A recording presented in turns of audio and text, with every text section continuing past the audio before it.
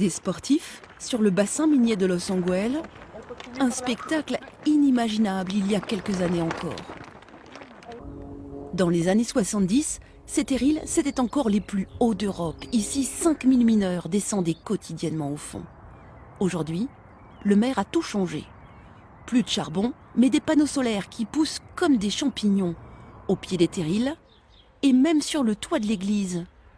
Elle fournit 70 familles en électricité.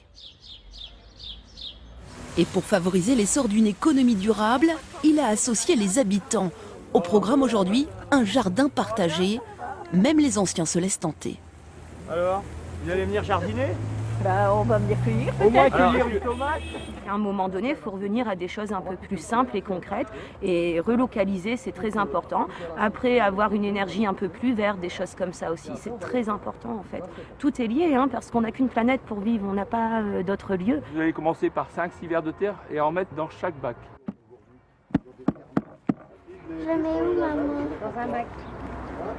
C'est très important d'avoir des opérations où les habitants peuvent être actifs, participants. Moi, je dis toujours le développement durable doit être désirable.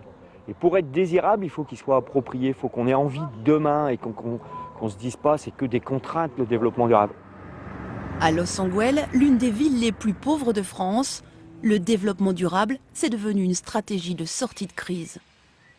Première initiative du maire, il a rénové les maisons de mineurs et construit ses logements sociaux avec des écomatériaux. Résultat, les factures énergétiques ont été divisées par 10 et près de 250 emplois verts ont été créés dans une ville où le taux de chômage est de 18%. Depuis quelques mois, on vient même se former à Los Angeles. 350 jeunes apprennent les métiers du bâtiment de demain. L'occasion de susciter les bons réflexes. Et alors votre bois il vient de où? S'il vient de Chine, votre bilan carbone il est foutu. Ouais. Ça rend fier parce qu'en fait ça vient concrétiser tout un parcours. D'une certaine manière on a créé un terreau, une valeur ajoutée à venir dans la commune. Et cet exemple-là, c'est typique, c'est-à-dire que ces jeunes, ils viennent de tout le Nord-Pas-de-Calais. Autant dans les mines, on a été à un moment donné au fond du trou, autant là, c'est au contraire la vision avancée du nouveau modèle de développement. Los Angeles a désormais une longueur d'avance en termes de reconversion du territoire. Et le monde a les yeux rivés sur elle.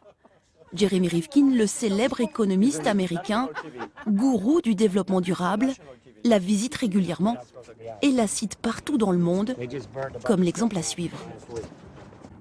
Si vous ne trouvez pas un nouveau modèle économique lors de la conférence sur le climat à Paris, ça ne va mener nulle part.